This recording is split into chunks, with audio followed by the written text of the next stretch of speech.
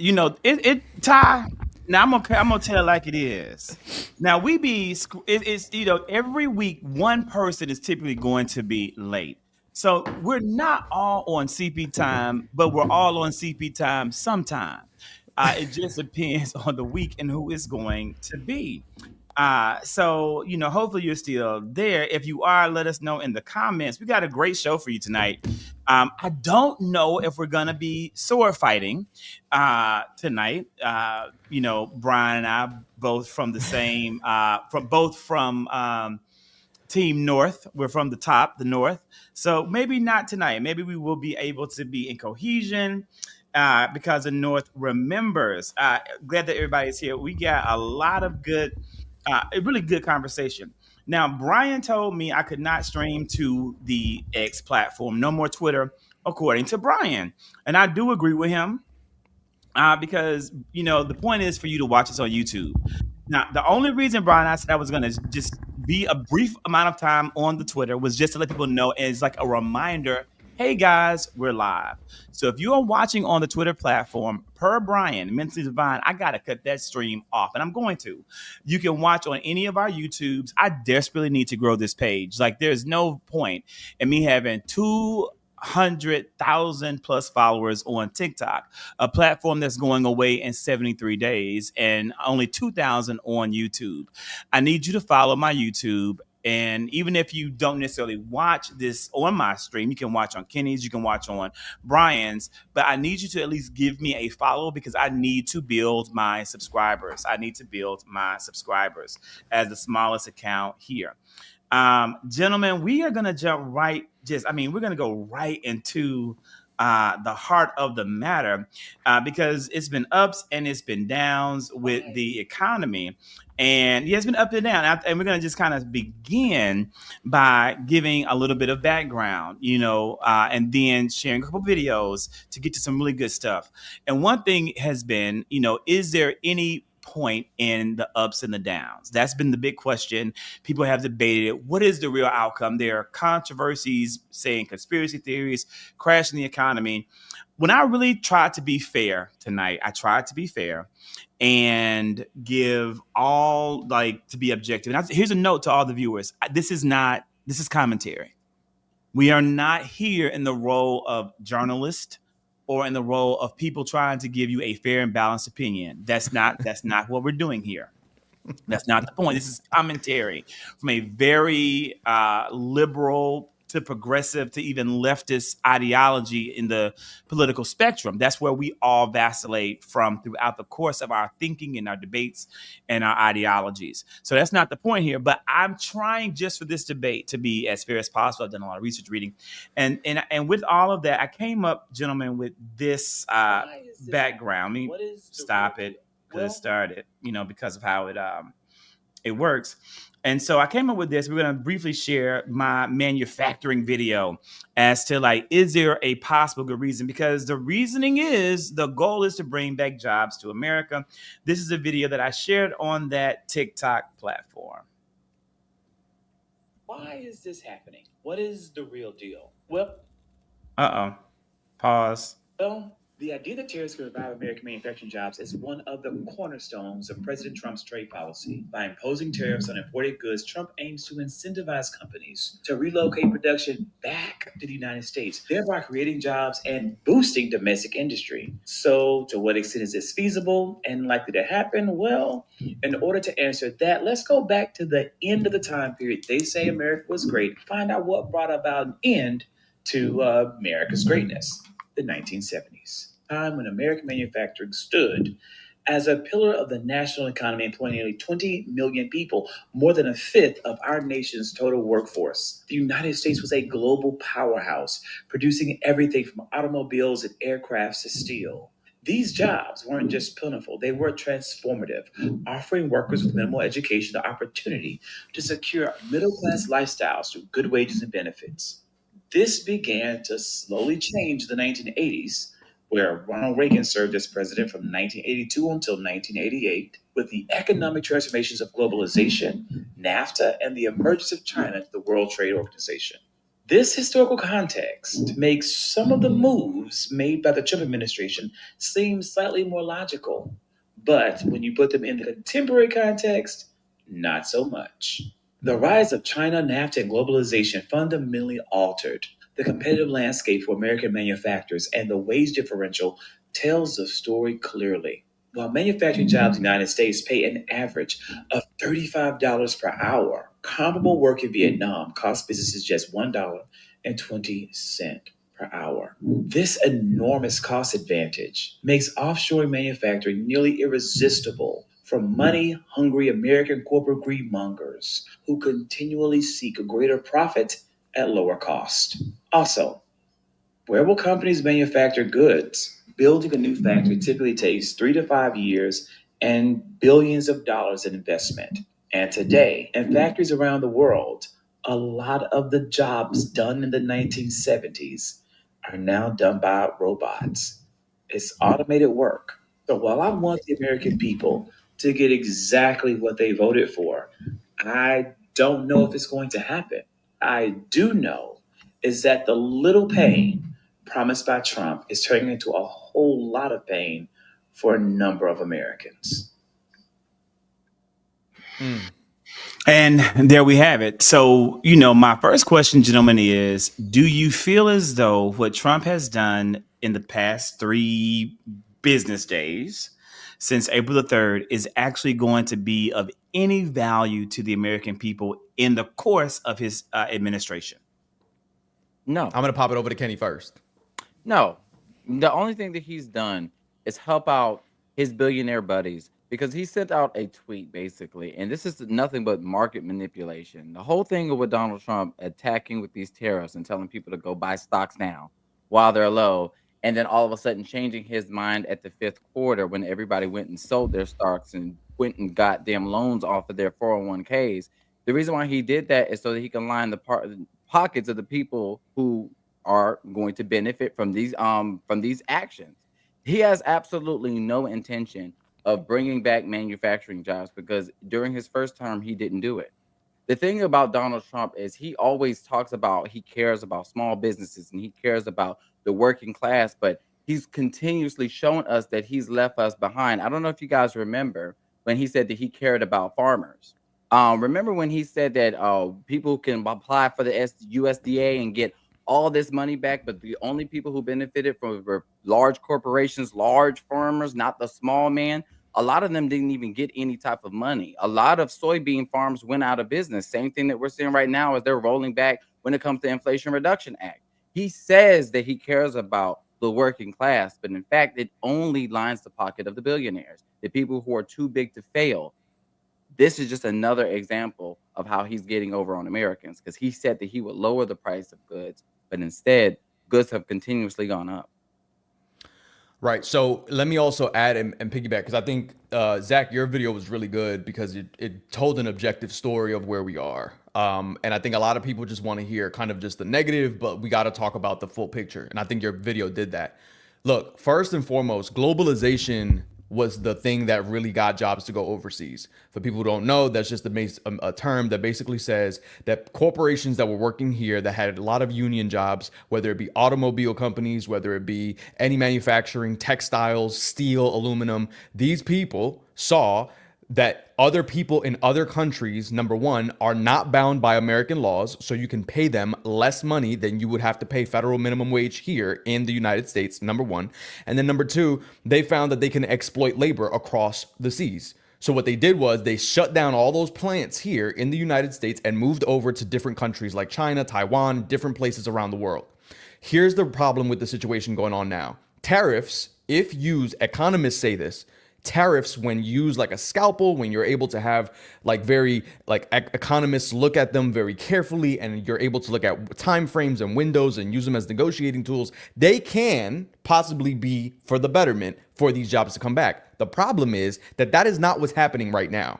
And Zach also touched on a really good point in terms of AI and robots being able to take over these jobs. So even if they do all these tariffs, which by the way, is something that the company has to pay for, because they're betting that if you make the company pay more money to do work overseas, then oh, fuck it, they're going to stop doing that and come back to the United States.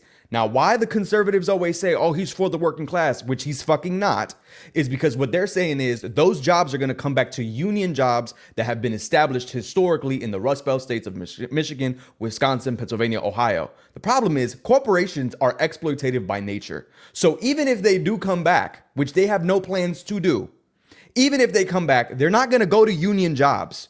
They're not going to go to union laborers where people can fight for better wages and have the actual avenues to get the things that they need. They're going to go to other places where they can exploit them here in the United States. Number one. Number two, prices are still going to go up because price gouging is a thing.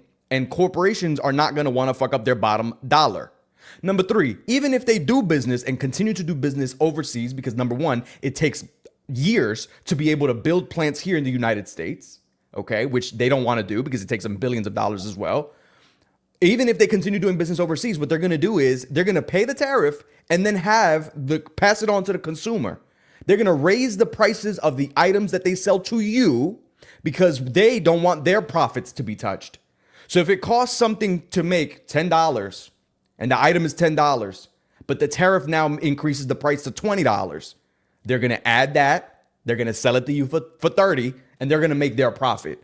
That's how that works. So that's why we're saying these Trump tariffs are really Trump taxes. And the reality is this is not about, as we learned today, is not about that at all. It's about them to be able to manipulate the market so that they can make the money. If he tanks the economy, which he did, and then people start buying things, which he told people to do, and buy stocks when they're low, then he can say, we're reversing the tariffs. Instead of these large fucking tariffs we're doing, we're going to reverse that. Now the stock market goes back up. His billionaire friends make money. All of this is about the people who were sitting behind him when he got inaugurated. The billionaires like Jeff Bezos, Mark Zuckerberg, etc., who were sitting behind him are making billions hand over fist over all the bullshit that he's doing. And all of this is hurting regular people because retirement funds are fucking up. Everything is fucking up. Small businesses that can't keep up with what billionaires and major corporations are doing are losing their fucking minds, and it's unpredictable. So they had losses, but they recuperated much of the loss. And the losses are, for these people, just temporary. Just drop in the bucket. Kenny, I saw your hand. You said you wanted to say. Oh, no, I wasn't trying to say anything. But yeah, so when it comes to like Amazon, let's just look at Jeff Bezos for a minute. When it comes to him, he has been accused of pretty much jipping out people who use him for distribution, meaning he's copywriting a lot of the products that they already sell. Now, if Jeff Bezos can saturate the market or be able to eat the price of tariffs and be able to still sell his products, you're looking at mom and Bob's, small little business that they got going on, and they're using them as distribution. Now that they have to eat the price of tariffs, but they're a small company, how are they going to be able to keep up with people like Jeff Bezos? That's going to put these people out of business so that way they don't have to compete. All of this is about is breaking down small businesses so they don't have to compete or have to compare with all of these other business ideas. So what Jeff Bezos is trying to do is shut down these small businesses so that way he can take their ideas, sell it for profit, and then all of a sudden now that person has to go back to working at a regular 9-to-5. All of this is about billionaires. It has nothing to do with us. So when people sit here and say that Trump is good for businesses, which type of businesses are we talking about? Are we talking about, do you have a billionaire business, or are you just on the ground just trying to get your foot in the door type of business? Are you just starting up? Are you just a little LLC? What's really going on? Tell us the tea, or a sole prop. See, these people don't care about us, and it's all about profit for them. And the bottom line is building their wealth off of the backs of the American people. We could have had small businesses being incentivized. We could have had money and grants given at a record rate to ensure that the American entrepreneurial spirit, creating jobs of the future instead of trying to recreate jobs of the past, instead of trying to resurrect dinosaurs, instead of trying to go into a lab and create some kind of Frankenstein wolf to bring back something that's extinct, we would have been able to be building towards the future and the innovative America that was sold to us first by people like Bill Clinton and made reality by people like President Obama, and then would have gone to the next level through the funding of Joe Biden when Kamala Harris became president. But that's not what the American people chose. That's not what they chose. And now we're looking at relics of the past, trying to be resurrected, knowing that they won't be and they can't be. Now, I will say, and I want to share with you a powerfully beautiful speech. One of the best pieces of testimony that I have seen in Congress in 2025. And I mean, really, it's one of the best I've seen in a long time. The chairman of the Congressional Black Caucus is Representative Stephen Horsford of Nevada. And if you don't follow this man, you need to. I'm gonna tell you right here, he's a powerhouse. It's a pleasure. This I've met the man, and Kenny, I think you've met the man. You know, I've met the man. He's extremely classy. He is a true gentleman. He is the epitome of the black man in excellent mode. Okay, like this, I can't go on about how impressive he is in person, and I've never known him to be anything but polite, kind, and courteous. But today, this man from the battle-born state of Nevada got in some ass. The way that we need to see members of Congress get in the ass. Now, I'm going to tell you, I don't get as excited as some people about viral clips that are not in the work. I want to see you in the work. I want to see you on the floors of Congress doing your job and doing it well. And I've seen very little as powerful as what we're going to see in this clip. Mr. Trade Representative, are you aware that the tariffs have been paused? I am, yes. When were you made aware of that? Well, I understood the decision. Pardon me, I'm taking that off. Decision was made a few minutes ago. Sitting here under discussion. Sitting here under discussion. So did you know that this was under discussion, and why did you not include that as part of your opening remarks? So typically what I don't do is divulge the contents of my discussions. What are the details of the pause? Well, my understanding is that because so many countries have decided not to retaliate, we're going to have about 90 days. No, excuse me. China increased their tariffs on the United States. Trump blinked. What's the blink, sir? What do you know about this pause? What are the details of it? Well, the details, as I understand it, is that China continues to retaliate. Other countries didn't retaliate. The president 2 or 3 days ago said we wanted to negotiate with those countries that asked for meetings. That's what we're doing. What are the details? How long is the pause? How many days? How many weeks? I understand it's 90 days. I haven't spoken to the president since I've been. So the trade representative hasn't spoken to the president of the United States about a global reordering of trade. Yes, I have. Just been in the hearing with you. But yet he announced it on a tweet. WTF? Who's in charge? The president of the United States is in charge. And what do you know about those details? Well, as I mentioned, it looks like your boss just pulled the rug out from under you and paused the tariffs, the taxes on the American people. There's no strategy. You just found out 3 seconds ago, sitting here, we saw you. We've been discussing. If you came here knowing that you were going to be turned off, that these tariffs were going to be turned off, why didn't you include that in your opening statement? Why didn't you reference that as part of your testimony? Well, I don't disclose my conversations with the president, sir. These were specific questions we asked you all along. What's the strategy?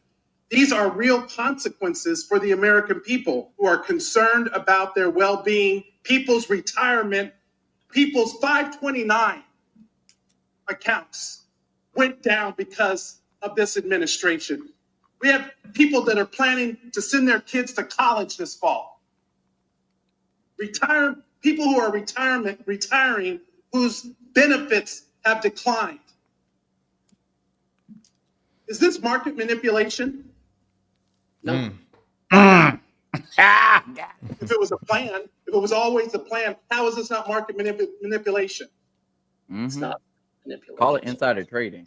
Because it sure is not a strategy. We're trying to reset the global trade system. What has that done? How have you achieved any of that? But to enact enormous harm on the American people, which was our concern from the very beginning. Tariffs are a tool. It can be used in the appropriate way to protect U.S. jobs and small businesses. But that's not what this does. Right. Woo! Right. That's exactly right. Woo! That's exactly That's right. righteous And anger and, right and if there. you do you have the full, because at that point he says again, he says like, what the fuck? Well, WTF. He says it better. But No, yeah, essentially I tried to clip it for a little bit for the sake of time because, I mean, the whole entire thing was powerful. His moment, I mean, it was amazing. And again, people in the chat, you know, they've already hint on and talked about the fact, like, there's more to this. Brian, you made a video. I mean, we're going to show that video too. People are looking at all the pieces, and this is all suspect. But he put it right there on the floor in the middle of the moment. This, you know, literally the you know, Trump's announcement about trade being changed. This man was so quick, so agile, so with the moment that he jumped on it right then and there and called it out for what many people see it to be: insider trading and market manipulation. A lot of people made a lot of money today. A lot of people made a lot of money, and they don't look like us. They don't know what we would know as regular citizens. The American people are hurting, and the poor are getting poorer, the needy are getting needier, while the billionaire buddies and their class is growing exponentially in wealth. I don't know if y'all saw the chart of the incoming calls that people from the actual stock exchange, the building, actually had. So they were showing how the number of calls spiked as soon as he put out that tweet that said, you know, people should go out and buy. These billionaires, these millionaires, they sent their people to go to the stock floor to then buy up a whole bunch of stock. And so, you know, these are the pieces that, you know, they're hiding in plain sight. None of this is anything that is, you know, conspiratorial, but they're going to do it. But see, here's the thing, and we got to be very careful because they have done such a good job of making shit feel like all of this is just conspiracy. This is just the deep state coming in. Bitch, you are the fucking deep state at this point. That's the part nobody's saying. You are the fucking deep state. The calls are coming from inside the motherfucking house. And so now you are explicitly manipulating the markets. Yesterday, Caroline Leavitt, White House press secretary, is over there on the press booth saying, well, no, we have no intention of that. That's fake news. The 90-day pause on all tariffs is fake news. The president is not going to endorse that. Literally today, not even 12 hours later, comes out Caroline Leavitt. No, yeah, there's just you guys don't understand the art of the deal. Oh my God. The shit is all out. I mean, the shit is all out there. I mean, the people are the people with me. Have y'all seen those videos? And the thing I said, and what I posted online, I was like, listen, I'm gonna take a pause of talking about tariffs for the next 90 motherfucking days, my damn self, because it's so volatile, and I don't want to go out here and start spreading misinformation and you know, and here's my mindset. I don't wear the tinfoil hat, but for me, I don't want it to be where they leak this information on purpose.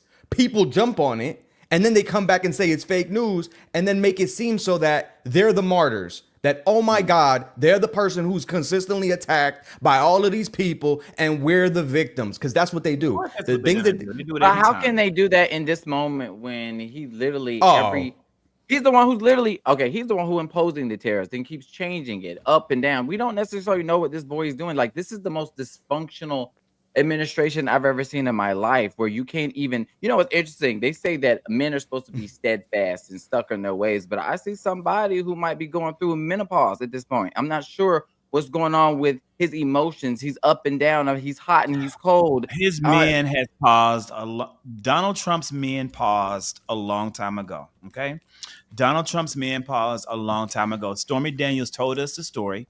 It's probably been a good long time before blood flowed the way they needed to flow to give his 3-inch soldier the charge to go ahead and stand at attention.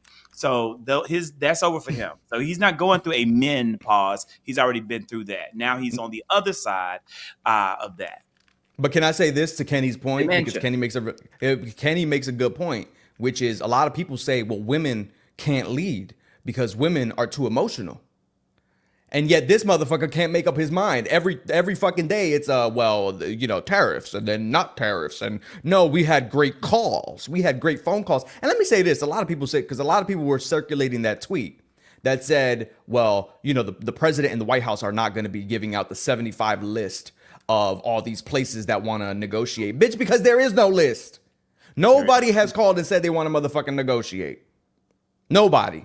They're just saying this now because they saw what the market was doing for the last 4 days. And one of the things that Trump doesn't want to be looked like is a loser. His dad, I don't know if y'all saw those documentaries, because I watched all those documentaries. The documentaries say his father told him, who was abusive as fuck, told him there's two people in this world. You're either a killer or a loser. And Donald Trump saw when his brother, who was, I was gonna say boyfriend, his brother, who was an alcoholic, drank himself to death, and saw how his father treated his brother in his ending days. Cold. Didn't give a fuck. Why? Because his father saw his brother, Fred, as a loser, not a killer. So Trump took that to his mind in his petulant, childlike, arrested development mind, and did not know how to fucking reconcile that. Psychologically speaking, everybody can fucking break this down. It ain't fucking rocket science. But he doesn't want to be. You are well suited because you're mentally divine. Well, that's how you but that's what it work. is. That's what it is, though. But that is what it is. He doesn't want to be considered a loser. And for him, that is the ultimate death stone. That's why the military who die and get captured in war, and why he called John McCain a sucker, a loser, and not a hero, that he's a prisoner of war. I like my heroes who have not been captured. That's what he said. That's the quote. But no matter what, he will always be deemed a loser. He lost in 2020. He lost his ability to operate business in New York. He literally lost, the Trump casinos. Everything he's touched failed and died. Look at our economy. How many people did he touch and die during COVID? I know, but in his mind, if he can change it up, if he can switch it, if he can spin it, any way that he doesn't look like a loser, he's gonna try to do it. And again, this is how deep psychologically this shit is for him. And I think people need to start realizing that and taking it from that perspective instead of this is just an old man who's senile, which is all true. It's all true. But I'm saying a lot of people diminish the actual threat that he is because they'll say that that's not enough. And I'm like, no. And I think it's even more dangerous. One thing that people were talking about on Twitter today, and they do it all the time. Constantly these dumbass polls about Trump's approval rating, like anyone gives a damn. Let me tell you something. Let me just get big and break this down. You need to understand something right here. Let me tell you something right now. Are you ready? Donald Trump does not give a damn shit fuck about his approval rating. He does not give a damn. When he was first president, he cared about that vanity metric because he was going to run for re-election. Donald Trump is not going to run for re-election again. Now, I'm not telling you he won't be the president in 2028 until 2032. I'm not saying that. But what I'm saying is he's not going to run for it. If he's going to get that, he's going to be installed, put in, continue, cheated through, and it'll be that. Because you can't legally be president for a third term. So if he's going to be that, it's going to be through some illegal fucked up shit. So he doesn't care about an approval ratings. So you sitting here saying, oh, his approval rating is slipping down. It's going down the drain. He doesn't give a damn. Why do you give a damn? No one gives a damn. It doesn't matter. It does not matter one bit. That is not the pressure point that we should be applying pressure to. The pressure point needs to be applied to Republicans in Congress and ensuring that they lose their seats and that they realize how vulnerable they are to the will of the American people. Mm-hmm. That's what we need to be putting pressure to, and that's what matters. No one gives a fuck about those damn approval ratings. Quit saying it. Mm. Yeah. I agree. Kenny, do you agree with that? Because you said. No, I agree. When it comes to approval ratings, they don't mean shit, especially if you're planning on running again. Like he said, legally standing, he cannot run for president when he won all his races that he needed to win in order to be, installed. But interesting, to his point, he did say after they won the election or stole it, however y'all want to frame it, He said that, after this election, you don't have to worry about voting anymore. What does he mean by that? Right. And the good piece of, and Kenny, can I say this to your point? The good piece of content that needs to be made that has not been made yet is that Louis DeJoy, the guy who was overseeing the post office, the USPS post office, is now not doing that job anymore. He stepped down, and they're going to replace him. Now, the thing about that is, and a lot of people were giving some good commentary about it, was that now mail-in ballots are at jeopardy. But that's the good piece of content that needs to be made, because they're trying to compromise. I mean, that was the whole thing with Wisconsin. It's done. It's done. But it's even a step further. Trump said that, he will be blocking any type of federal funding going to any states that will count mail-in ballots the day after the election. So any mail-in ballots, and we saw in Georgia, they have to count those ballots by hand. So it's literally, remember when he tweeted, "Stop the count," when they still had mail-in ballots that were already received, but they still got to count them because they were actually sent before the day of the elections. So Kat says, you're Kat. Trump is very conceited. He needs to be popular, but here's the thing. Trump is betting on his legacy after he is dead and gone. This man knows he's not going to live forever. Donald Trump isn't stupid in that regard. He's not delusional and think that he's going to garner any extra favors from God and live any extra days on this earth other than the days in which he's been given and granted. So Donald Trump doesn't care about approval now because he thinks it's going to be carried on over later. And that's why he's trying to get his big ass on Mount Rushmore. Because then it doesn't matter if you were perceived as good or not, great or not, you're on Mount Rushmore.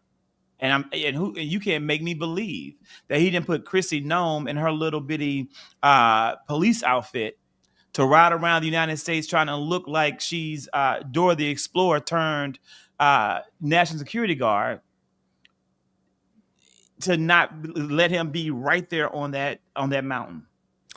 But I'm gonna add to that and say that I think you're absolutely right about the legacy. But I think for him, in his mind, his legacy means a positive legacy for him means that nobody is stopping to be able to talk about him. Like, no matter what, I mean, win, lose, or draw, no matter what, at this point, everybody's, shout out to Geechee on their $4.99 on the super chats on the check-in. Win, lose, or draw, no matter what, people are gonna have to talk about this motherfucker's terrible ass presidency for the rest of history. I mean, you're gonna have to talk about the shit stain that he has caused in terms of the separating families and children. You have to talk about the fact that he tanked the economy. You're gonna have to talk about all of these, being able to get all these, like, take over the Republican Party, overthrow it, and really make it in his own image. I mean, you're gonna have to talk about that this man is idolized by these people, by his following. Like, look, I'm gonna liken it to how some of these people have never forgotten about the Confederate States and how they still fly that motherfucking flag. That will be the MAGA hat. That will be the MAGA hat. That will be the Trump flag. That will be that. Like, that's going to be the mentality. But be honest. I mean, he surpassed Reagan at this point. Remember, Reagan used to be the Republican blueprint on who you want to be as far as a conservative. Now Donald Trump is completely tanking. He's taking it. Okay, it's over. But when it comes to Donald Trump, I mean, I guess it's no longer the party of Reagan. It's the party of Donald Trump. He has complete control over it, and nothing that he does will change the fealty of these people to this man. Again, people's children have died of measles, yet they still say they're happy they voted for Donald Trump, and they are anti-vax, despite the fact that your only child, your baby, is dead. I watched a interview today on Democracy Now, and it was I think it was Democracy Now, and there was a man in Florida. He, looked to be that it looked like he might have been. He definitely was Latino. I don't know how long he's been here. He was in his 70s. He owns multiple properties in Florida, and they call the little area like Little Quebec because so many people from Canada would come down to vacation in Florida in his properties. Almost every single person is canceled. Almost every single Canadian visitor who comes and has annual reservations for vacation over the summer has canceled and literally said, I am not coming to America because of Donald Trump. I am no longer supporting Florida, the Florida economy, or America. This man, this 70-year-old Latino, in the state of Florida who is losing hundreds of thousands of dollars because of Trump's policies said, I'm glad they're not coming because now I can rent to Americans. What the fuck? That's the people that we're talking about. This man's his legacy cemented, cat. I hate to tell you so. Like you said, he's going down in history for infamy. Okay, just infamy. Yeah. Now I'll answer that question, Vince. I think the answer to that question is he really did. I mean, I think he overthrew it in that he took it over and put nepotism hires all throughout. Larry Trump is now the RNC chair. You have, people who he then relabeled as Rhino. Anybody, Republican in name only. Anybody who didn't do his will and didn't toe his line were out. I mean, they fired and multiple people from the RNC. And, you have Steve Bannon who talks openly about the plans that they had to overthrow it because they saw that the John McCain Republican Party, that even the Ronald Reagan Republican Party, the Mitt Romney Republican Party, that was not the party that they wanted. That's not the direction that they wanted. They thought it was too milquetoast. They wanted to go all right and far right. And I'm so sorry, point of clarity. I watch a whole lot of YouTube every day. That was not from Democracy Now! I pulled up my history. Literally in between two clips from Democracy Now! Is a clip from our friend Tabitha Speaks Politics. That clip was from Tabitha Speaks Politics in her live stream, a portion that she clipped today. So if you go to Tabitha Speaks Politics in her page, you will see this man and how he's losing his business and how he's very thankful that he can now rent to Americans who aren't going to come. They're not going to come. And probably because he's Latino, they don't want to give no money to him. Child, racism goes first. I don't understand.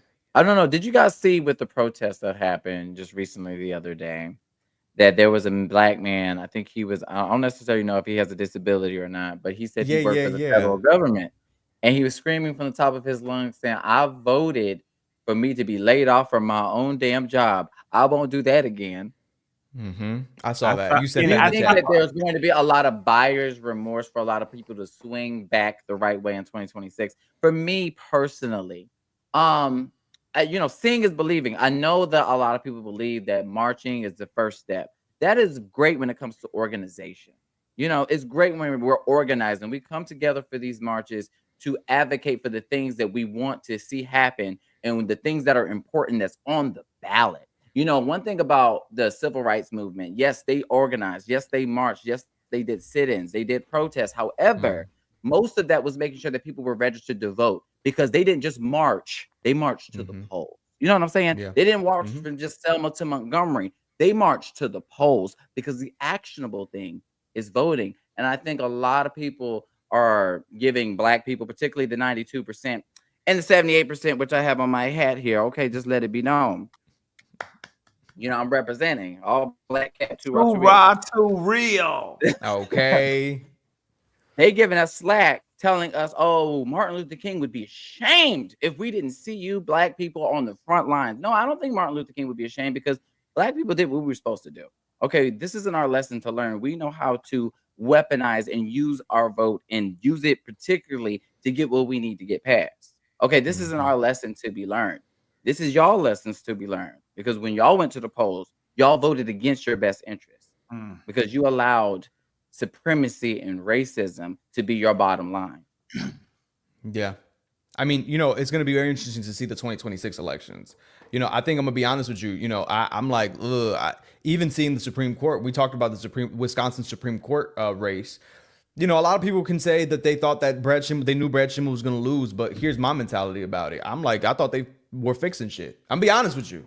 At this point, when they're Louis DeJoy taking them off the thing, the USPS and fucking mail-in ballots and all of this shit, and Wisconsin ran out of fucking ballots. The turnout was that insane. Like, I'm gonna need people to go back to look at the actual reports and see that they actually they ran out of ballots and had to go back and had to, replenish. So the turnout was good on an off year. I think, look, I think absolutely the organizing consistently needs to happen. I think you're right in terms of the protest, but be honest, let's actually make sure that people, and they may, because again, we talked about how the NAACP Atlanta, we talk about some of these groups who have the infrastructure to be able to do that work and have been doing that work for years, are a part of those protests that happened on April 5th. So maybe they already had the infrastructure to get people set up to get them registered to vote, which is great. I'm not saying that it did happen. I'm not saying that it did happen. I don't know. I'm just saying if it isn't happening, it should be. And if it is, I applaud. Yeah, I think One thing that I want to, this is a good point from Tara, registering voters, that's key. That something's going on. Like, we saw record turnout, especially a huge surge of voters in Milwaukee, the urban center of Wisconsin. The people in the cities who did not vote in 2024 came out and voted this time. So that's a huge plus. But I'm very alarmed at how Republicans are out registering voters as registered Republicans than Democrats. We've always been the masters of the voter registration drive and finding our voters and getting them out and getting them signed up as Democrats. And we lost that battle significantly in 2024, and we're losing it again. This is, again, the strategy that Republicans always beat our ass on. We give them the innovative idea. We do it first, and we show that it can be done. We're always a Democratic proof of concept, and they steal our concepts and they maximize on it and make it so much better, and they see it through. The example is everything they're doing now around voter registration came from Stacey Abrams. Everything they're doing now around voter registration came from Stacey Abrams. Kelly fucking Loeffler, former senator who did not win a race but was appointed and then lost twice trying to get the seat back, created a Republican organization, nonprofit, similar to Fair Fight and similar to what Stacey Abrams was doing, and started out registering the hell out of Democrats in the state of Georgia, and it's spread around the country. We as Democrats did not take Stacey Abrams' model and replicate it and spread it around to other states. And people are still sitting here trying to figure out, well, what do we do when we're getting our asses handed to us in voter registration? Proof of concept of that is the state of Pennsylvania, which is still out registering Democrats bar none. That's what they do. Another example of how Republicans take the innovation of Democrats and perfect it is what they're doing with content creators. Here we are on the fucking YouTube, begging people to watch the fucking YouTube, thankful for super chats, but we get no other funding for the work that we do in the content creation world, while there are brand new conservative voices blowing up every single day and garnering hundreds of thousands of followers every single day because they've been invited to the White House and given confidential access to information, and it's benefiting them. Where we're sitting here constantly begging just to be considered a part of the Democratic ecosphere. Well, we don't know. Your content's not our niche. You curse a little too much for me. I'm not sure if we can. Maybe next time we'll go through some sort of avenues because you don't really want to rock the boat. Child, you should have heard the shit that I heard. Child, let me be quiet. Let's say air it out. We live, baby. This is the live motherfucking show. I curse in my real life. I don't curse. We live in a moderate area, and we don't want to really, just do all of those things. And we can't be too horrible on Trump or not too nice. But we don't know what to do. We have to tread the line here. Oh my God, child, the shit that I heard, the excuse after excuse. I said, well, you're gonna keep running that damn line, and when you lose, then what you gonna do? Yeah, I mean, we can't get we've tried, just being transparent with you, G. Martinez Mac. Like, we've tried that, we've applied for that, we've submitted. There's a whole entire media kit prepared trying to get funding. Many organizations what your YouTube and your TikTok and your Meta wants, they don't want this. They don't want people talking about politics, especially the way that we're talking about politics. They're wanting entertainment. They're wanting entertaining content. That's what they want. And that's what they want to put in front of people. Escapism, not realism. And can I say this to the people too? Because I think this goes a long way of healing and bridging that motherfucking divide. The reality is, we are successful in spite of the algorithms. We are successful in spite of the bullshit. Like, I don't think a lot of people understand what it takes to be on this side. A lot of people think it's just to turn on the camera and go. A lot of people don't understand. But the reality though is that we put out good ass motherfucking content that y'all love, y'all watch, y'all love. People who are, you know, on the Twitter or know us from all these different apps, they love. And it does well, but we do well because we're that fucking good at it. Not because the algorithms are pushing us like they pushing that motherfucking and I love that song. What's that song motherfucking that's going viral? The Kesha fucking price tag. Everybody like that shit right there on the TikTok that's been going fucking viral. Every fucking other video is that. Every other video is a shop post where people are trying to sell shit. Every other post is something where somebody says some dumb shit. And we just saw it today. Motherfucker was talking about Zendaya got cheated on with this guy who's posting that video. Like, people are fucking delusional, but again, that escapism is what does well. So when you see things that are substantive, like us giving some banging ass commentary on some shit, breaking shit down that people have not understood to be accessible ever before, people considered this shit to be boring. I've seen people wanting to get into do politics who ain't never done politics in their motherfucking life, who ain't never talked about it, because saw that we made that shit motherfucking popular. And we love it because we understand that we need everybody involved. And the audience that they get is not the audience. The audience that they get is not the audience I'm gonna get. And that's fine. We need everybody to get the same message. But it just, for me, it's just so shocking to me that when we get this over and we get this to this next level, I don't think people understand how much work goes into that shit. I will also say this in terms of collaborations. Yeah, they be doing the collaborations with. No, just continue. But I was like, you know, let the people, you need to know. Y'all need to know. Last week we talked. Somebody asked about, do we collaborate with like Tabitha, and you guys mentioned some other people.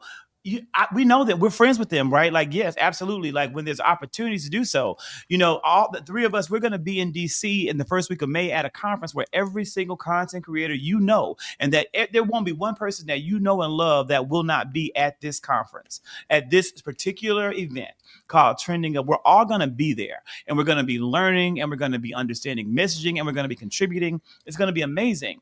But here's the thing. We are in the rooms, and we're in organizations, and we're on calls, and we're in groups with all the people. Okay. Every single white content creator that you know and you're talking about that has 1 million followers, #1 podcast in the fucking America. We know them. We have met them. We have been on calls with them. And not one time have they offered one fucking hand to give us any type of assistance in building anything that we've fucking done. Do you hear me? And let me tell you something about me.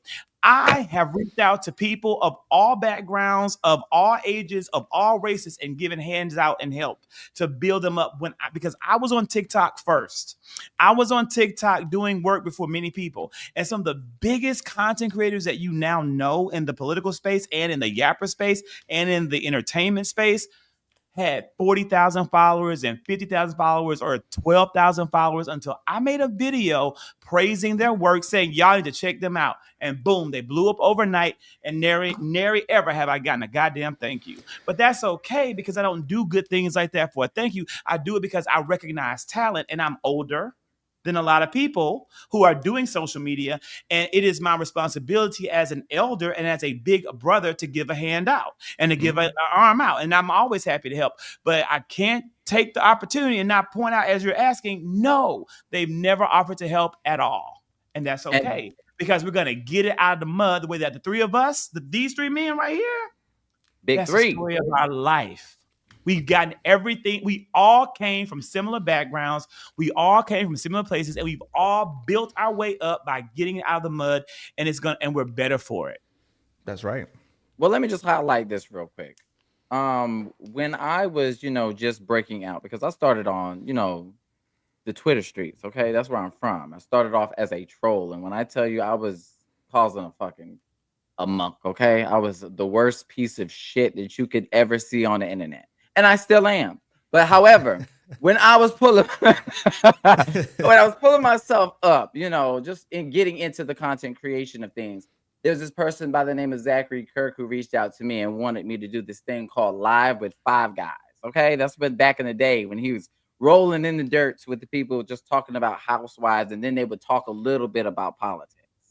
I didn't have no real followers at all on Instagram, maybe like 4K, if that. Okay, you're looking at Zachary Kirk, 20K, about 30K, sitting up there on the dash, and he says, I'm going to take a chance on this talented fellow who cusses a little, And from then on, we've been uplifting each other ever since, whether it comes to him having a large platform on TikTok, because I really wasn't on TikTok at that time.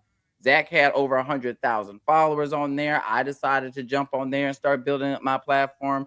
Then all of a sudden, with the Twitter universe, here comes Brian. All three of us fully connected. Brian, Zach, literally in the same area, jumping on these podcasts, talking to each other. But every time we've had an opportunity, we made sure that when we're in these rooms, we're keeping that door propped open so that other people can come through, because we understand that all of us together winning means so much more than just you and your own prosperity, because when all of our people succeed, we all succeed. You know what I'm saying? That's right. That's right. And after that, so after that came me in 2021, when I started seeing Kenny's videos, and Kenny started was popping off, pulling out the receipts, talking the shit. And I was just starting to do my Twitter spaces started communally. We started talking about, hey, how are you? What's going on? How you doing? During the pandemic, started making friends with all these people who were physicians, like literal doctors. We're talking about masking and anti-vax, and I looked around and I was like, well, where is it that we're represented? Black, Latino, gay, fucking low socioeconomic status, if you're whatever. We have substantive things to say about substantive issues. And I'm like, well, why don't we just turn this into a show? Started working with Stacey Abrams, campaign, trying to get her elected. Bitch, the rest was history. Started building up, got on Zach's show. I did the Five Guys on Live too. And that's how it is. And ever since then, it's truly been a brotherhood where we actually talk. We fucking talk openly about pay. We talk openly about, everything that's going on. We are uplifting each other throughout. Yeah, we motherfucking have some lively discussions, but we still through it all. You know what I'm saying? Could get through it. And I think that that's super important. And it's funny because, a lot of people don't know the backside. And a lot of people see these people. And I'm like, it's funny because I'll just say it, the white content creators, you see them, you never see them engaging with your shit. I ain't never seen people engage with my shit, but I show love and I engage with their shit. And then, you see these people in person. It's like, hey, but that's all it is.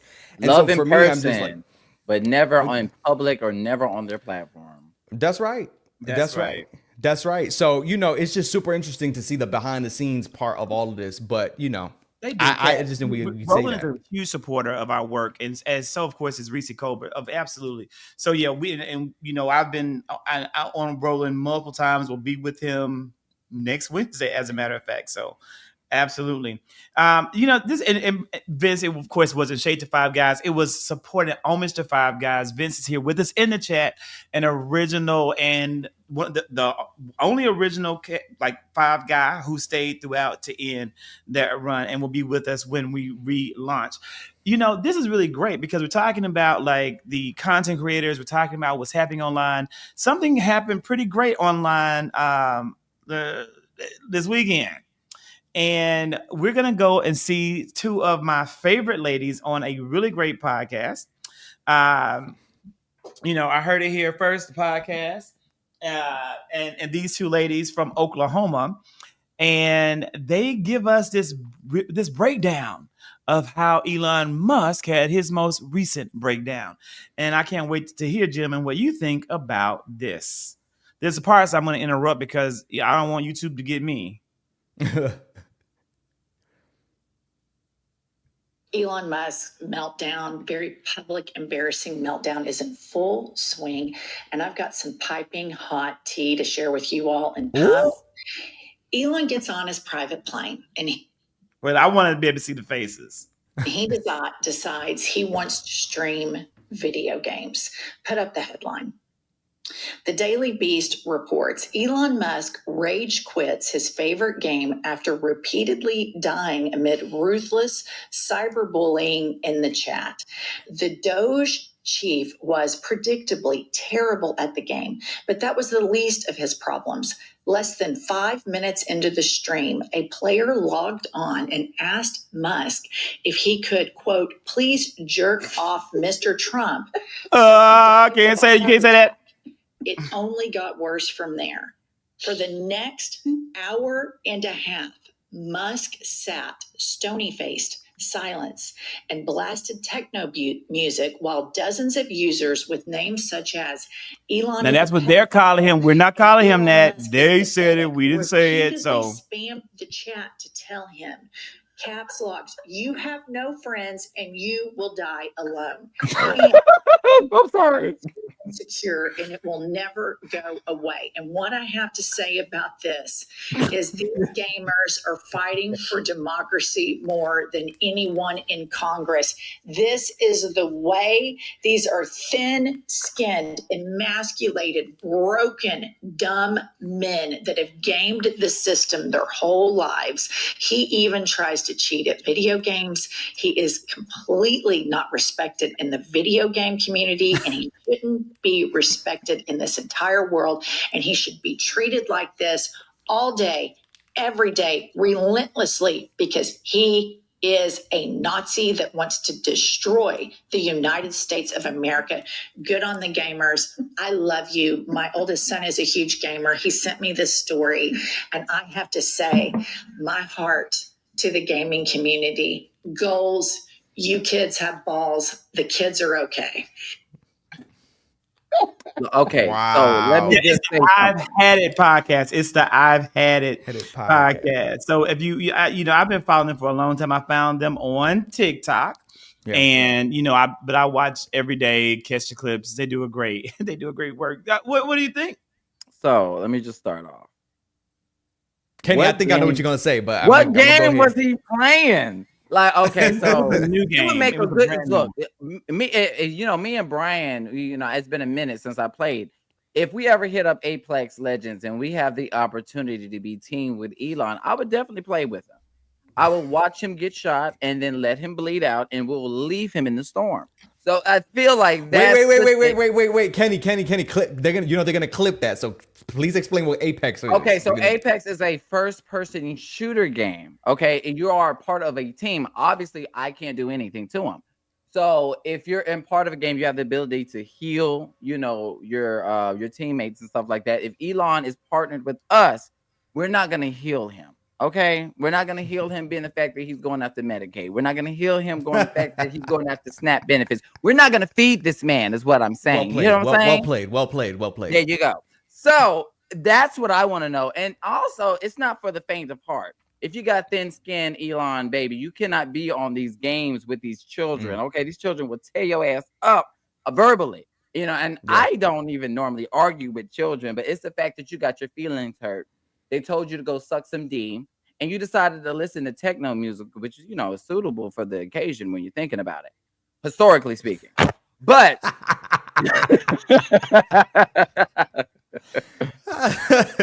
but when you want to rant and rave, I guess that's what you could do in that very moment, Elon. It ain't for everybody, boy. But yeah, I love this. I love this story. Thank you for the news. This is my first time hearing about this. Wonderful. Yeah. Way to end the day. Here's what I'm gonna say. There was a story. They do a pretty good job. I only caught clips of their show, but they really do a good job when I've seen them. The I've Had It podcast. But I'll say this: there was a report that came out that during Donald Trump's inauguration, Elon Musk was sitting on stage, whatever, and somebody was playing the game for him. Now, a lot of people thought that. Oh, like he, how the hell is he playing at the same time that he's on the stage, like just off ketamine? Because that's what he looked like. If you ever looked at that video of him sitting behind the inauguration stage, he looked crazy. But a lot of people even said that he had been cheating. Now, I don't know what games he played or that he even played games and that he streams and he makes money off of streaming. But the fact is, a lot of people don't know that the gaming community is actually a brutal motherfucking community. Like, these motherfuckers will say any goddamn thing on that. Like, there's some shit we can't even say on YouTube, the shit that they be saying. But yeah, and it ranges. People who are from children to fucking grown-ass adults. I said there's a granny that plays on TikTok, and she plays Call of Duty, which is another first-person shooter game in the military, that shit. But yeah, it is a brutal game, and sometimes you gotta block. The amount of people I've blocked off of the games because of the shit that they say on the mic, they get crazy. But I'm glad that he is motherfucking getting it in that ass. No pun intended. Well, luckily, I don't. I don't even know to transition from that. I think it was a great clip. So I always, I do try hard to bring in clips that you guys haven't seen that would be good or important. I'm not a gamer. I've never played, video games since Mario back in the day.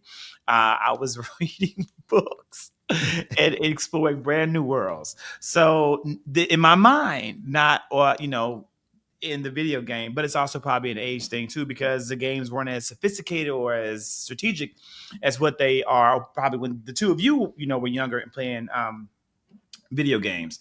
So, I would love to. I really think it's actually a really good thing that the video games allow for people to really give their unbridled honest opinions and really lay it out there for someone like Elon Musk to really see and hear what the American people are thinking. And I do kind of like the fact that he's so soft-hearted and sensitive, and that he really truly feels like a perpetual victim. I think it's an abnormality that he can't see how he's victimizing people back. That's just so odd to me about that kind of a personality type, that they're constantly victimizing, hurting people, but they don't see it. But then when someone attacks them, they're so victimized. But Zach, you know what that is. What is it? Yeah, that's just white fragility right there. We already know what that is. And when it comes to people who are bullies, normally they're the weakest among us. They bully people to feel powerful. And that just shows how powerless Elon truly is. Remember, he doesn't have a true stylist. They had to make up an entire department for this man because they didn't want to really put him in a real position. The just real remember question that. is, and well, Kenny, let me ask you this, because the real question, Zach, too. The question is, what's going to happen after 140 days? Now, Zach has said, he's going to go away into the sunset. They obviously don't want to deal with the audit that they need to do if he's officially, yeah, officially, he's officially going to be out, like no longer seen. He'll be in the background, but he's going to be officially kind of like gone because he's gotten what he came to get. Mm-hmm. Government contracts, increased wealth, and no longer being under investigation. Right. Mhm. Right. Exactly. Because he I don't think he's decimated gonna all stay. but he decimated all the organizations in the federal government that were really doing an investigation on him. But Kenny, what you were saying. So I think that I feel like what we've talked about before. I think that Elon is pretty much going to try to be the fall guy for Donald Trump, saying that, oh, well, we're going to put it on Elon. And I've always tried to hold Trump accountable while also holding Elon accountable at the same time. I always mention Trump. I always bring it back to him because I don't want to talk about this quote unquote president Elon, because what happens when you give that man too much power and stuff like that, it's hard to hold the real person that's in power and holding the pen, the true accountability that he needs for all the things that's happened with the Department of Education, again, Medicaid, SNAP benefits, what's happening right now when it comes to federal workforce. Like those things are all on the foot of Donald Trump, and we cannot give him the easy way out by blaming just Elon. You know what I'm saying? So I feel like that's why they're trying to frame it. Even like I've seen CNN, as conservative they ass has been lately. They try to frame it as President Elon. I don't feel like it's really conducive for us to truly be able to put this administration's feet to the fire if we continue using that type of language. Mm-hmm. That's just my opinion. Yeah. I want to add, I know, Zach, you may want to say something to the Citizen Morgan's question, Yeah, but I'm gonna show her the Department of Government Efficiency was not in Project 2025 as a concept, but I actually went in to search how many times the words government efficiency was in Project 2025, and it's like still scrolling. So multiple times in this document, they talked about government efficiency, cheaper government, smaller government for people. It's all over Project 2025. So the concept of DOGE is all throughout the document. The actual department was not. They had to come up with that name. But no, the answer is yes, it's all over Project 2025. And let me also say that as an addition to it, how it actually manifested, DOGE, and let's be very clear, DOGE is just a real smoke and mirrors way to be able to justify cutting Social Security, Medicare, Medicaid, education funding, and food stamps, because they are just going to want to say that DOGE found all of this waste, fraud, and abuse. And when they start cutting that they didn't find, and when they start cutting all these programs, they're going to say, well, yes, DOGE found waste, fraud, and abuse. That is the justification. That's the whole fucking shebang about the motherfucking shit. And speaking of, since they want to talk, since we're talking about that, remember that, stimulus check, we were supposed to be getting that refund from DOGE. It went from 5,000 Now it's down to what, 1,200? A pool, there won't even be a house. Yeah. I love the Jessica Lange, reference. I love her. But Kenny, to your point, no. I mean, those It's gonna go. It's dropping to zero. Soon it's gonna be $50. You're gonna get $50 back. There ain't gonna be no stimulus. There's not gonna be no stimulus. That's the other part too. A lot of people say, "Well, the DOGE checks and the Trump checks and the stimulus ain't gonna be no fucking stimulus." See, the waste, fraud, and abuse is they're wasting our time, and this is the abuse. You know what I'm saying? They're wasting. They're wasting our time. Oh my God! And to be honest, this entire administration has been abusive. I don't necessarily know how to truly function in this era, because with the Aaron Parnas breaking news every 5 damn minutes, something's going on. They changed their mind. This is the most craziest thing I've ever dealt with. It's like you've given a 5-year-old a shotgun and he is just literally wrecking up the damn house. Right. That's exactly what it is. And let me just say, for the people who want to clip this shit, I made a face. For me, let me just be very clear. I'll say it fucking clearly before you hear from anybody else. The way that I feel about it is, I feel like that content, that type of content, that, by the way, it's not just Aaron Parnas, there's some other people that tried to replicate that same shit. It just creates a sense of alarm with no analysis, and you're doing the same shit that the 24-hour news cycle does. You're doing what everyone is doing on Twitter. You're just taking fucking Twitter posts and reading it out loud. Yeah, right. You're reading it out loud. You're reading what the headline says, and that's it. And you do it, and usually it's over 1 minute. It's always a 1 minute and 1 second, 1 minute and 20 seconds, because every video that's over a minute, we know, gets compensated. I don't know if people knew that in the comment section, but this is the reason why. So the reality is, if he's doing that and he's just reading the headline, it doesn't add any analysis. There's no value add other than you're just coming on here and just alarming people just to alarm them. No, say the reasons why they should be alarmed. Connect it back to, do some historical analysis, give it some flavor, and connect some dots that people may not have seen. What is the commentary that has not been shared yet? What is the discourse? What is the kernel of knowledge you can add to the discourse to make it pop? What can people do about it? How can this information be of utility to people? If you're not doing that, baby, there's sometimes you're not doing much. And there's a lot of people that say, "Oh, Brian, can you talk about..." Everything has been said. Why do I gotta say? I don't have to say something about something that's already been said. And that's how I feel about it. Sometimes if there's some pieces of content massively viral, everybody's commenting, every other post is the same thing. For me, I'm like, there's no value add that I can do to that post. And so if I can't add any value, your ass is not gonna see my ass sit my ass up in front of these lights and talk some shit behind a motherfucking green screen. Or if I know it's not baked. Like, like talking about the stock market throughout the course of the day is a bad idea, because stocks are going to change throughout the day. It isn't until trading closes that you actually have a story. So I've watched from April the 3rd until now, and on my content, I've made little funny mini clips, but nothing of substance, because nothing stood out to be of substance. Nothing was news. This is what the stock market does. Now, Trump is making this happen, but is there a story here yet? I couldn't see it. So that's why I didn't post anything from April the 3rd until yesterday, until I had a story, which is, what is the real possible benefit that this could possibly be? And it's like, maybe you bring back manufacturing jobs, but of course you won't. And that's where that video came from. So I agree with you 100%, Brian. There's some people who say that the whole entire quick fire breaking news, stuff it is just to keep people informed, because they're not on Twitter, or they don't get the quick thing. Sometimes people tune out when you continuously bring gloom and doom. At least when I do my commentary, I bring comedy with it, just trying to, break the ice and try to make it a little easier, rip the Band-Aid off. But even when it comes to like these tariffs, like I seen recently, they were talking about, and no tea, no shade, and no hate towards Aaron Parnas. He left something out, or at least the important piece about, Trump pulling back on these tariffs, but the mere fact that he's still doubling down 125% tariff on China, and most of our goods come from there. So everyday goods, when it comes to things that we need, things that we're having exported, if you get your weave and stuff like that, the cap that you use to glue or sew them tracks comes from China.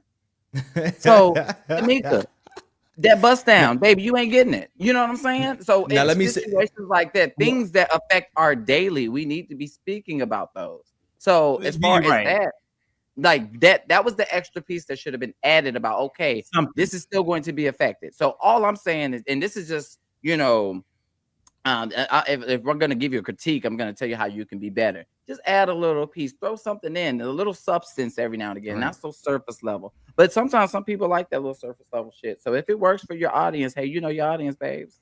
You got more followers than I do. Someone said about a Substack. I have a Substack. I've had a Substack. I post on the Substack almost every day.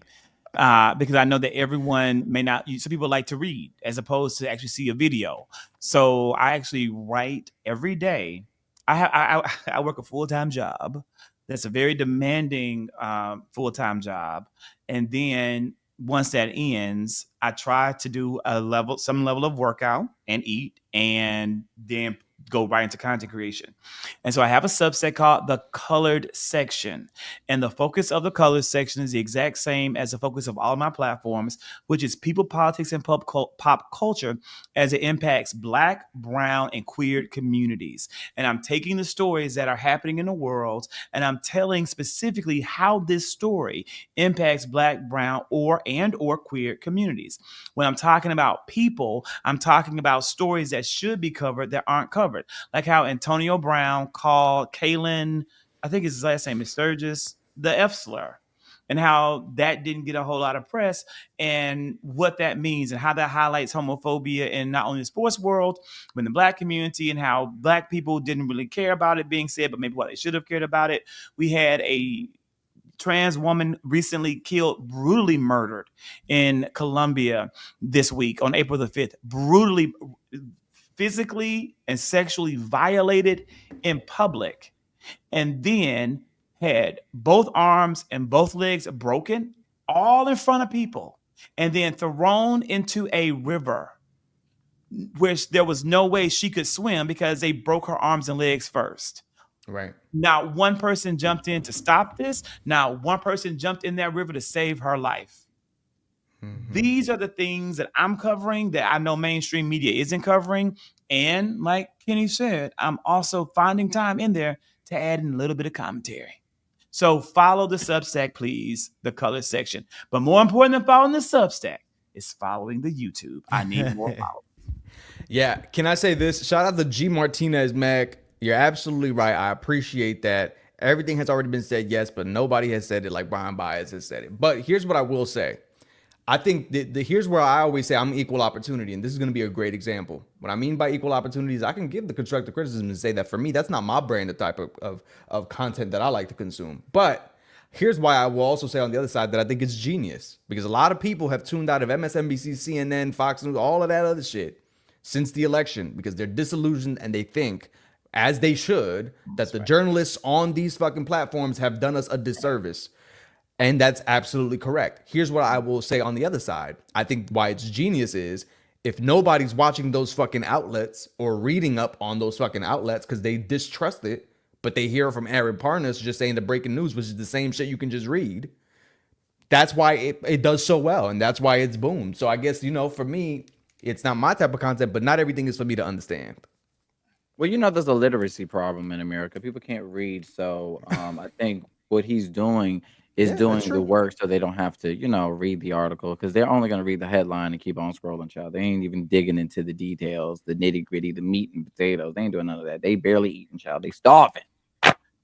They are starving. And so let me give everybody the YouTubes. That was a great question. Someone asked, you can follow us on the following channel. So if you follow one, follow all, please.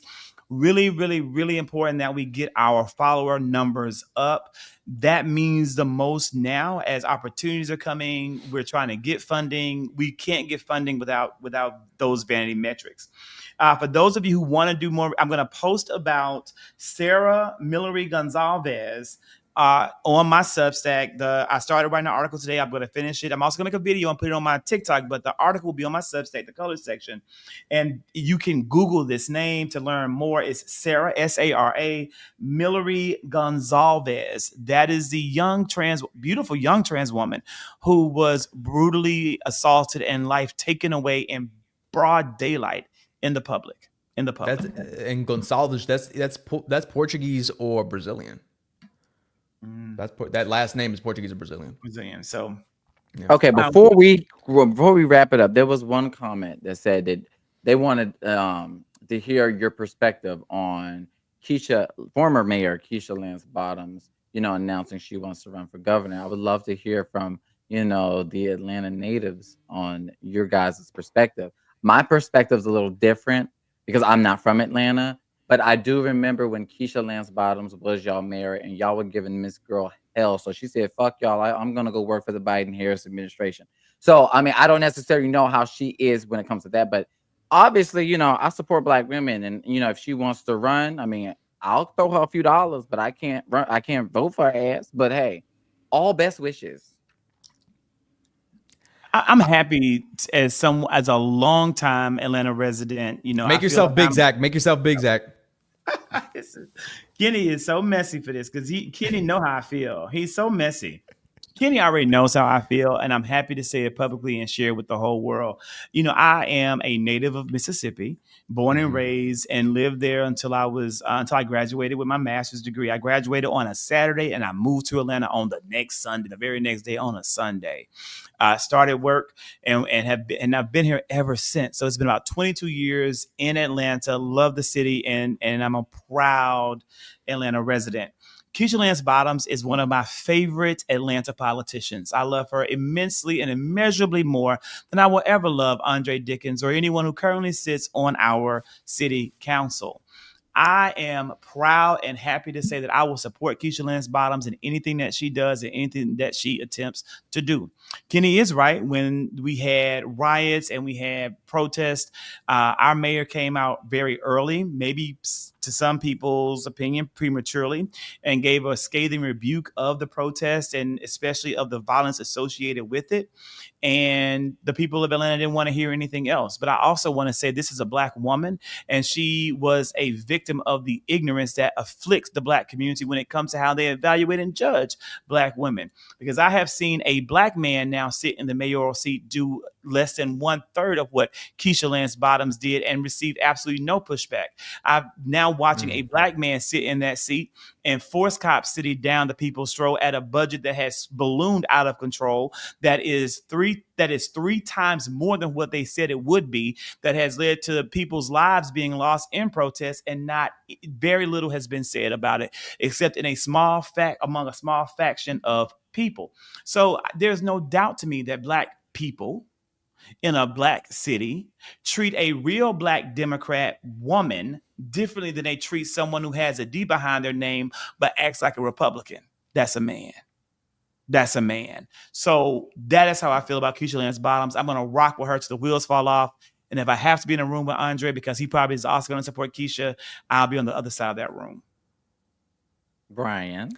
This is the great example of when there's nothing else to be said. I don't got to be echoing or saying nothing. Everything has been said.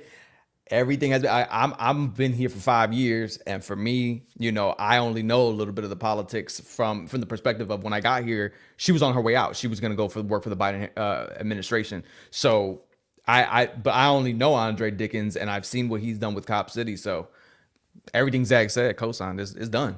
That's it. That's a period, no reply. That's how you drop the mic, Zach. That's right. You muted. You muted. But like I said, that's how I'm going to rock with. I'm going to rock with Keisha no matter what. And with that being said, we're going to always rock with you every Wednesday at 10 p.m. And we will see you soon. You can check me starting soon.